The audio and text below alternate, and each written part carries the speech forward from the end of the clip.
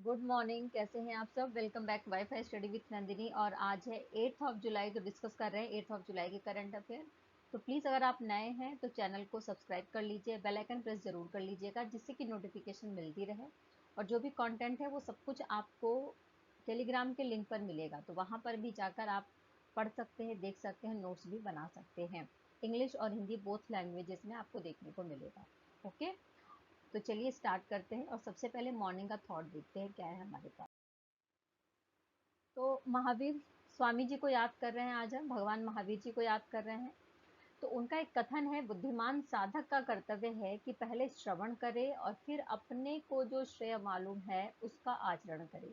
यानी कि बुद्धिमान व्यक्ति वही है जो किसी भी समस्या के बारे में, किसी भी व्यक्ति के बारे में, किसी भी तथ्य के बारे में जब सुने तो सुनने के बाद उसको सोच समझकर उस पर जवाब दे जो उसको पता है ना। यानी सुनकर तुरंत रिएक्ट करने से अच्छा है कि पहले बात को सुने, समझे और फिर रिएक्शन दे। तो चलिए महावीर स्वामी जी को याद करते हैं और उनके इस कथन से सीखते हैं और स्टार्ट करते हैं आज की अपनी क्लास को। ओके, आइए बात करें ब्रिटेन के द्वारा ब्रिटिश नेशनल अवार्ड दिया गया है। किसे दिया गया है? तो ये दिया गया है हमारे देश के जो भारतीय फिल्म निर्देशक हैं शेखर कपूर जी, उनको दिया गया है। और उनकी मूवी कौन सी है? तो मूवी है what's love got to do with it. What's love got to do with it, इस बुक के लिए दिया गया है ब्रिटिश नेशनल अवार्ड के लिए। बेस्ट डायरेक्टर का अवार्ड दिया गया है किसे? भारतीय फिल्म निर्देशक शेखर कपूर को। अच्छा, साथ में आपको मैं बता दूं कि ये जो मूवी है ये पूरे 9 श्रेणियों में नॉमिनेट हुई है, जिसमें से जो 4 कैटेगरीज हैं उसमें इसको अवार्ड मिले हैं। जिसमें से बेस्ट डायरेक्टर का अवार्ड है, साथ साथ में best screen play, best supporting actor का भी अवार्ड इसमें देखने को मिलेगा। और इसके अलावा बेस्ट ब्रिटिश फिल्म का भी अवार्ड इस मूवी को दिया गया है। साथ में मैं आपको बता दूं कि शेखर कपूर की जो मूवी थी बैंडेड क्वीन और एलिजाबेथ, है ना, तो ये काफ़ी ज़्यादा फेमस मूवी थी जिसमें डायरेक्शन की वजह से इनको अवार्ड दिए गए थे। ओके, तो हमें यहाँ पता होना चाहिए कि best director, best supporting actor और साथ में बेस्ट स्क्रीन प्ले और बेस्ट ब्रिटिश फिल्म का अवार्ड किसे दिया गया है? What's love got to do with it जो मूवी है उसको दिया गया है। और उसके बेस्ट डायरेक्टर को दिया गया है, शेखर कपूर जी को दिया गया है।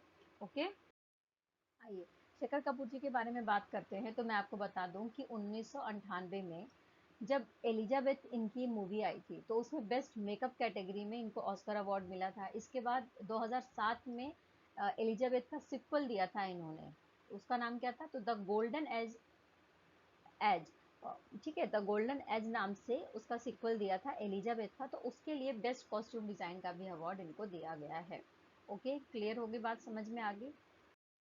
नेक्स्ट बात करेंगे नीदरलैंड के बारे में। ठीक है, देखो नीदरलैंड ने जो FIH हॉकी का प्रो लीग है 2022-23 का, वो खिताब जीत लिया है। ठीक है, किसने जीता है? नीदरलैंड ने जीता है। दूसरा, अच्छा, नीदरलैंड का ये दूसरा FIH हॉकी प्रो लीग का खिताब है। क्लियर बात? समझ में आ गई? साथ में मैं आपको बता दूं कि इस प्रो लीग जो FIH हॉकी प्रो लीग 2022-23 है, इसमें भारत की स्थिति क्या है? तो भारत को 4th रैंक मिली है। फर्स्ट नंबर पे कौन है? तो फर्स्ट नंबर पे नीदरलैंड है। Okay, clear. हमने बात कर ली नीदरलैंड के खिलाड़ियों के बारे में जिन्होंने दूसरा FIH हॉकी प्रो लीग 2022-23 का खिताब जीता है। ओके, आइए नेक्स्ट बात करते हैं भारतीय रिजर्व बैंक के बारे में, यानी RBI के बारे में बात कर रहे हैं। देखो, RBI से रिलेटेड न्यूज़ बहुत इंपॉर्टेंट होती है, एग्जाम में ज़रूर पूछी जाती है। और RBI ने नियुक्ति करी है, किसकी नियुक्ति करी है? तो एग्जीक्यूटिव डायरेक्टर की नियुक्ति करी है RBI में। तो RBI में जो एग्जीक्यूटिव डायरेक्टर होंगे वो कौन होंगे? तो वो होंगे P वासुदेवन। कौन होंगे? P वासुदेवन। इनके नाम की घोषणा करी गई थी 6 जुलाई को और 3 जुलाई से इनका जो कार्यकाल है वो स्टार्ट हो गया है। तो हमें याद रखना है कि एग्जीक्यूटिव डायरेक्टर या फिर कार्यकारी निदेशक कौन है RBI के? तो P वासुदेवन जी हैं, जिनको 6 जुलाई 2023 को नियुक्त किया गया है RBI के द्वारा। और इनका कार्यकाल 3 जुलाई से स्टार्ट हो गया है। क्लियर? तो हमने बात कर ली P वासुदेवन जी के बारे में। ओके, देखिए यहाँ पर जो बात हो रही है वो किसके बारे में बात हो रही है? तो मैं आपको बता दूं कि हमारी जो सेंट्रल गवर्नमेंट है उसने न्यायमूर्ति शिव कुमार सिंह, किसको? न्यायमूर्ति शिव कुमार सिंह को आदर्श कुमार गोयल की जगह नियुक्त किया है। आदर्श कुमार गोयल की जगह नियुक्त किया गया है न्यायमूर्ति शिव कुमार सिंह फर्स्ट को सेंट्रल गवर्नमेंट के द्वारा, सेंट्रल गवर्नमेंट का जो पर्यावरण वन और जलवायु परिवर्तन मंत्रालय है उसके द्वारा। क्यों नियुक्त किया गया है वो भी जान लेते हैं। एनजीटी के अध्यक्ष के रूप में, यानी जो राष्ट्रीय हरित अधिकरण है उसके अध्यक्ष के रूप में इन्हें नियुक्त किया गया है। ओके, और अभी कहाँ पर हैं? तो अभी ये भोपाल जो जोन है वहां पर न्यायिक सदस्य के रूप में काम कर रहे हैं। भोपाल यानी कि मध्य प्रदेश की राजधानी है भोपाल, वहां पर न्यायिक जोन के अध्यक्ष के रूप में उसके सदस्य के रूप में काम कर रहे हैं। कौन? शिव कुमार सिंह जी, जो नियुक्त किए गए हैं अध्यक्ष के रूप में राष्ट्रीय हरित अधिकरण के लिए। किसकी जगह पर? तो आदर्श कुमार गोयल की जगह पर। ओके, तो हमने बात कर ली। अच्छा, न्यायमूर्ति शिव कुमार सिंह जी के बारे में थोड़ी जानकारी ले लेते हैं। तो सबसे पहले मैं आपको बता दूं कि इलाहाबाद यूनिवर्सिटी से पढ़े हैं ये, और वहां से इन्होंने ग्रेजुएशन किया था 1975 में। ओके, और उसके बाद 1984 में ये उत्तर प्रदेश के जो विभिन्न राज्य हैं, जो डिस्ट्रिक्ट कोर्ट होते हैं, वहां पर न्यायाधीश रजिस्ट्रार के रूप में नियुक्त किए गए थे। क्लियर? और जो फैजाबाद में जो अयोध्या राम जन्मभूमि अयोध्या का जो टीम थी उसमें भी इनको शामिल किया गया था, उस मामले में भी ये शामिल किए गए थे। ओके, आओ बात करें नेशनल ग्रीन ट्रिब्यूनल के बारे में, या राष्ट्रीय हरित अधिकरण जिसको एनजीटी बोल रहे हैं उसके बारे में। सबसे पहले मैं बताऊं, इसकी स्थापना करी गई थी 18 अक्टूबर 2010 में। कब करी गई थी? 18 अक्टूबर 2010 में इसकी स्थापना करी गई थी। और साथ में मैं आपको ये भी बता दूं कि ऑस्ट्रेलिया और न्यूजीलैंड के बाद भारत ऐसा विश्व का तीसरा देश है जिसने इस तरीके का कोई प्राधिकरण स्थापित किया है। ओके, साथ में इसका जो हेडक्वार्टर है वो नई दिल्ली में है, और इसके अलावा इसके रीजनल जो हेडक्वार्टर है वो भी देखने को मिल जाएंगे भोपाल में, पुणे में, कोलकाता में और चेन्नई में। ओके, और इसके पास जो कुछ भी मामले आते हैं उसको 6 महीने में निपटाना इसका काम है। जैसा कि नाम से ही समझ में आ रहा है, तो ये पर्यावरणीय मुद्दों पर पॉलिसी बनाता है, उसकी समस्याओं का निपटान करता है। इसके अध्यक्ष की नियुक्ति कैसे करी जाती है? तो इसके अध्यक्ष की नियुक्ति करी जाती है सेंट्रल गवर्नमेंट के द्वारा। जो न्यायाधीश होते हैं उनकी जो मुख्य भारत का जो मुख्य न्यायाधीश होता है उसके परामर्श पर। ओके, क्लियर हो गया? अच्छा, इसका जो अध्यक्ष होता है उसका कार्यकाल कितना होता है? तो 3 साल का। कितने साल का होता है? 3 साल का इसका कार्यकाल होता है, या फिर 65 वर्ष तक की आयु तक वो काम कर सकता है। जो भी पहले कंप्लीट हो तब तक उसका रिटायरमेंट होता है। क्लियर हो गई बात? आइए नेक्स्ट बात करें कृष्ण मिश्रा के बारे में। कृष्ण मिश्रा के बारे में बात करते हुए मैं आपको बता दूं कि भारत का जो वित्तीय नियोजन मानक बोर्ड है, यानी कि चीफ एग्जीक्यूटिव ऑफिसर के रूप में नियुक्त किया गया है इन्हें फाइनेंशियल प्लानिंग स्टैंडर्ड बोर्ड के लिए। ठीक है, यानी भारत का जो फाइनेंशियल प्लानिंग स्टैंडर्ड बोर्ड है इसके एग्जीक्यूटिव ऑफिसर के रूप में नियुक्त किया गया है कृष्ण मिश्रा जी को। क्लियर? बात समझ में आ गई? ओके, तो हमने बात कर ली कृष्ण मिश्रा जी के बारे में, जिनको फाइनेंशियल प्लानिंग स्टैंडर्ड यानी कि वित्तीय नियोजन मानक बोर्ड का कार्यकारी अध्यक्ष नियुक्त किया गया है। ओके, देखिए बात कर रहे हैं हम वित्तीय नियोजन मानक बोर्ड। ओके, किसके बारे में? वित्तीय नियोजन मानक बोर्ड, जिसको हम फाइनेंशियल प्लानिंग स्टैंडर्ड बोर्ड कह रहे हैं। जैसा कि नाम से ही समझ में आ रहा है, तो ये वर्ल्ड लेवल पर जो फाइनेंशियल प्लानिंग है उससे रिलेटेड स्टैंडर्ड को सेट करता है। साथ में सार्वजनिक सुरक्षा को, यानी जो पब्लिक है उसके वेलफेयर के लिए काम भी करता है। हमें बस ये याद रखना है कि वह ये जो है वर्ल्ड लेवल पर जो फाइनेंशियल प्लानिंग है उसके लिए काम करने के लिए स्थापित किया गया बोर्ड है, जिसके कार्यकारी अध्यक्ष के रूप में किसे नियुक्त किया गया है? तो कृष्ण मिश्रा जी को नियुक्त किया गया है। ओके, देखिए यहाँ पर हम बात कर रहे हैं हमारे देश के विदेश मंत्री एस जयशंकर जी के बारे में, जो तंजानिया की यात्रा पर गए हैं और 5 से 8 जुलाई तक यानी 4 दिन का दौरा किया है इन्होंने तंजानिया का। अच्छा, कल भी हमने बात करी थी कि तंजानिया का जो ज़ांज़ीबार है वहाँ पर जो आईआईटी मद्रास है उसकी एक ब्रांच खोली जाएगी। इसके बारे में हमने बात कर लिया था, समझ भी लिया था अच्छे से। तो आज कुछ और काम के बारे में पढ़ रहे हैं जो एस जयशंकर जी के द्वारा वहाँ पर किया गया है। सबसे पहले मैं आपको बता दूं कि जो इंडियन गवर्नमेंट है उसके द्वारा जो तंजानिया का ज़ांज़ीबार है, जहाँ पर मद्रास आईआईटी मद्रास की ब्रांच खुल रही है, वहीं पर एक भारत के द्वारा फाइनेंस किया गया एक जल आपूर्ति परियोजना है। ठीक है, यानी उस जल आपूर्ति परियोजना का भी निरीक्षण किया गया है, उसका भी दौरा किया गया एस जयशंकर जी के द्वारा, जिसके लिए फाइनेंशियली हेल्प कर रहा है भारत तंजानिया की। क्लियर हो गया? और साथ में उन्होंने स्वामी विवेकानंद जी की एक प्रतिमा का भी अनावरण किया है, और भारतीय नेवी का जो त्रिशूल है, जो जहाज है त्रिशूल, उसका भी स्वागत जो एस जयशंकर जी हैं उनके द्वारा किया गया है। और इसके अलावा जो 10वीं भारतीय तंजानिया संयुक्त आयोग है, इसकी बैठक की अध्यक्षता भी इनके द्वारा करी गई है। क्लियर बात समझ में आ गई। और इसके अलावा इन्होंने तंजानिया का जो दार एस सलाम शहर है उसका भी दौरा करा है। ओके, हमने बात कर ली हमारे देश के विदेश मंत्री एस जयशंकर जी के बारे में, जिन जो तंजानिया की 4 दिन की यात्रा पर हैं और उनके द्वारा क्या क्या काम वहां पर किया गया है उसके बारे में हमने अच्छे से ब्रीफिंग कर ली। तंजानिया के बारे में बात करते हैं तो देखो, तंजानिया को जब अगर आप देखना चाहते हो तो अफ्रीका महाद्वीप का मैप आप देखोगे। अफ्रीका महाद्वीप के मैप में पूर्वी हिस्से में तंजानिया आपको देखने को मिल जाएगा। इसकी राजधानी डोडोमा है। मुद्रा यहाँ पर तंजानिया शिलिंग चलती है। राष्ट्रपति सामिया सुलू हसन है। उपराष्ट्रपति फिलिप मपांगो है और प्रधानमंत्री कासिम मजालविया है। क्लियर समझ में आ गया। और यहाँ पर आपको जो है सेरेंगेंटी नेशनल पार्क मिलेगा जो काफी ज्यादा लोकप्रिय है।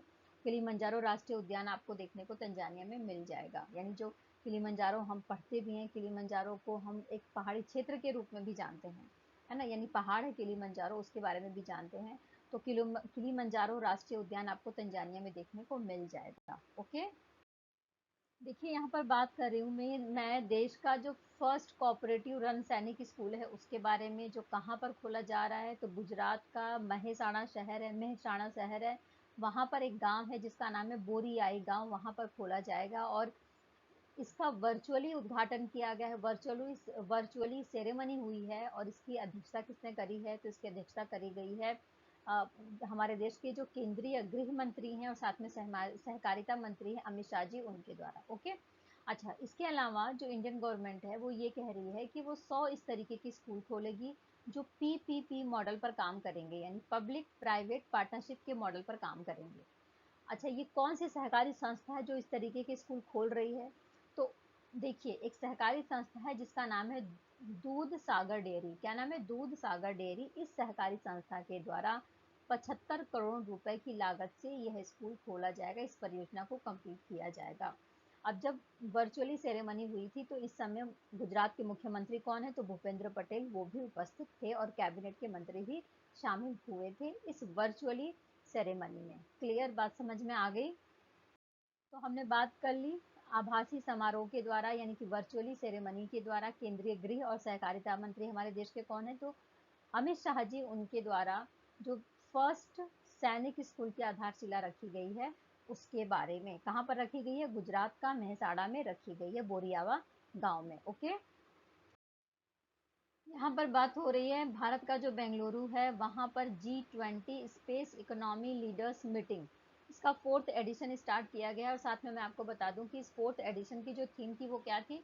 तो towards a new space ERA, towards a new space ERA theme के साथ में ये 4th एडिशन कंप्लीट किया गया है G20 space economy leaders meeting का, भारत के बेंगलुरु में। और साथ में जो एक संपूर्ण जो एक विषय था जो दिया गया था, एक पृथ्वी एक अंतरिक्ष और एक भविष्य, इसके तहत ही इस थीम को लिया गया है।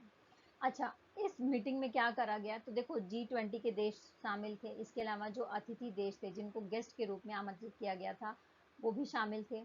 इसमें स्पेशली जो अंतरिक्ष अर्थव्यवस्था है, जो अंतरिक्ष जो इकोनॉमिकल कंडीशन है उसमें ग्रोथ करने के बारे में बात की गई है।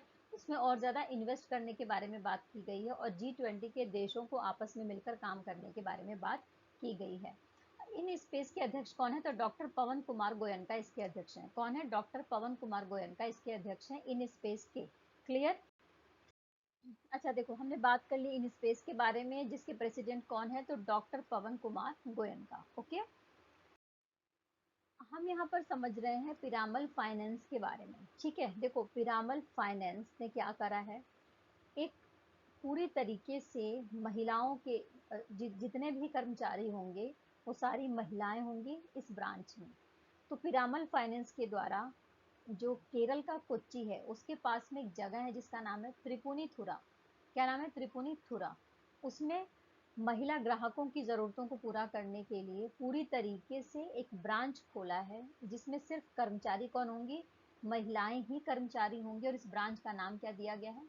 मैत्रेयी। क्या नाम दिया गया है? मैत्रेयी इसका नाम दिया गया है। साथ में मैं आपको ये भी बता दूं कि केरल में 50% ग्राहक महिलाएं हैं जबकि राष्ट्रीय औसत 20% है, क्योंकि हम सबको अच्छे से पता है कि जो सेक्स रेशियो है वो सबसे ज्यादा कहाँ पर है, तो केरला में ही है। 2011 की जनगणना के अनुसार अगर मैं बताऊं तो 2028 महिलाएं हैं 1000 पुरुषों पर। ओके, आपको शिक्षा भी केरला में सबसे ज्यादा देखने को मिलेगी, महिलाएं सबसे ज्यादा पढ़ी लिखी भी आपको केरला में दिखेंगी, और सबसे ज्यादा जो उद्यमी महिलाएं हैं, जो किसी किसी उद्योग में लगी हैं, वो भी महिलाएं आपको यहीं पर देखने को मिलेंगी, केरला में ही देखने को मिलेंगी। तो इस बात को ध्यान में रखते हुए पिरामल फाइनेंस के द्वारा मैत्रेयी एक ब्रांच खोली गई है, जिसमें सारी जो कर्मचारी होंगी वो कौन होंगी, तो महिलाएं होंगी। और जो भी जो कहाँ पर खोली गई है, तो त्रिपुनिथुरा में, जो कोच्चि के पास है। ओके, क्लियर, बात समझ में आ गई। अच्छा देखो, जो मैत्रेयी शाखा खोली गई है, इसमें ग्राहकों, स्पेशली जो महिला ग्राहक हैं, उनकी आवश्यकताओं का पूरा ध्यान रखा जाएगा। और इसके लिए 7 से 15 महिला कर्मचारियों की एक टीम बनाई गई है। कितने महिलाएं इसमें हैं, तो लगभग 7 से लेकर 15 जो महिलाएं हैं, इसमें महिलाओं की एक टीम बनाई गई है, जो कर्मचारी के रूप में काम करेंगी मैत्रेयी ब्रांच में। क्लियर, बात समझ में आ गई। अच्छा, कंपनी ने ये भी योजना बनाई है कि लगभग 1000 स्थानों पर लगभग 500 इस तरीके के नेटवर्क, इस तरीके के ब्रांच स्थापित किए जाएंगे। ठीक है। अच्छा, पिरामल फाइनेंस का लक्ष्य ये है कि पूरे भारत में जो फाइनेंशियल सर्विसेज हैं उसको प्रोवाइड कराने के लिए जयपुर, मुंबई, मोहाली और नई दिल्ली में भी इस तरीके की ब्रांचेस खोली जाएंगी, पिरामल जो फाइनेंस है इसके द्वारा। क्लियर, बात समझ में आ गई अच्छे से। तो हमने बात कर ली किसके बारे में, पिरामल फाइनेंस के बारे में, जिसकी एक ब्रांच है मैत्रेयी, जिसमें 7 से लेकर 15 जो कर्मचारी हैं वो पूरी तरीके से महिलाएं हैं, यानी कि महिलाएं ही यहाँ पर कर्मचारी भी हैं, और महिला ग्राहकों के लिए पूर्ण रूप से समर्पित एक संस्था के रूप में, एक ब्रांच के रूप में काम करेगी। क्लियर, कहाँ पर खोला गया है, ये पहली ब्रांच है, कहाँ पर खोला गया इसे, तो कोच्चि के पास त्रिपुनिथुरा है, वहां पर खोला गया है। ओके, केरल राज्य के बारे में बात करें तो देखो, जैसा कि भारत के मैप में आप देख सकते हो, बिल्कुल दक्षिण में आपको देखने को मिल जाएगा केरला। इसका गठन किया गया था 1 नवंबर 1956 में। ठीक है, इसकी राजधानी तिरुवनंतपुरम है। आधिकारिक पक्षी यहाँ पर ग्रेट हॉर्नबिल है, जिसके बारे में हम कई बार बात कर चुके हैं। राज्यपाल यहाँ पर आरिफ मोहम्मद खान है, मुख्यमंत्री पिनाराई विजयन जी हैं। और भारत की सबसे लंबी जो झील है वो केरला में ही है, जिसका नाम क्या है, बेम्बनाड। तो भारत की सबसे लंबी झील कौन सी है, तो बेम्बनाड है, जो केरला में ही पाई जाती है। यहाँ पर और नदियां हैं जिनका उद्गम स्थल आपको देखने को मिलेगा, जैसे पेरियार नदी है, भरतपुझा नदी है, पंबा नदी है, चलियार नदी है, और चालाकुडी नदी है। क्लियर, ये थोड़ी सी जानकारी हो गई केरला के बारे में। देखिए, हम बात कर रहे हैं G20 के तहत अर्बन 20 यानी U20 की बैठक कहाँ पर हुई है, तो गुजरात के 2 शहर अहमदाबाद और गांधीनगर, इन दोनों को गुजरात का जुड़वा शहर कहा जाता है, वहां पर बैठक हुई है। साथ में मैं आपको बता दूं कि अहमदाबाद और जो गांधीनगर है, इनका स्ट्रक्चर, इनकी जो व्यवस्था है लगभग एक जैसी है, इसीलिए गुजरात के जुड़वा शहर कहे जाते हैं ये। तो अर्बन 20 की बैठक हुई है। और साथ में आपको ये भी बता दूं कि इसके लिए जिसका जो उद्घाटन है किसके द्वारा किया गया, तो गुजरात के मुख्यमंत्री भूपेंद्र पटेल के द्वारा किया गया। और साथ में आवासीय और शहरी मामलों के मंत्री हैं गुजरात के, जिनका नाम है कौशल किशोर। ठीक है ना, तो कौशल किशोर जी के द्वारा ये जो पूरा जो पूरा समारोह है इसको आयोजित किया गया है। इसमें भारत के 35 शहर और पूरे विश्व के लगभग 57 शहरों के जो प्रतिनिधि हैं उन्होंने भाग लिया है। स्पेशली शहरों का डेवलपमेंट कैसे किया जाए, किस तरीके की व्यवस्थाएं किया जाए, कहाँ कहाँ पर सुधार किया जाए, इन विषयों पर बात किया गया है। स्पेशली पर्यावरण की जिम्मेदारी से रिलेटेड, जलवायु वित्त से रिलेटेड, जल की सुरक्षा से रिलेटेड, और जो वेस्टेज निकलते हैं उसके प्रबंधन से रिलेटेड चर्चा करी गई है। ओके, तो हमने बात कर ली G20 के तहत अर्बन 20 के बारे में। आइए नेक्स्ट बात करते हैं। देखो, इसरो के बारे में हमको पता है। इसरो क्या है, तो भारतीय अंतरिक्ष अनुसंधान संगठन है। हम सबको ये भी पता है कि चंद्रयान 1 और भेज दिया गया था। कब भेजा गया था, तो 2008 में चंद्रयान भेज दिया गया था भारत के द्वारा सफलतापूर्वक। इसकी जो लॉन्चिंग कर दी गई थी। लेकिन जब चंद्रयान 2 को लॉन्च किया गया तो सारे स्टेजेस पार करने के बाद में लास्ट में असफल हो जाता है ना।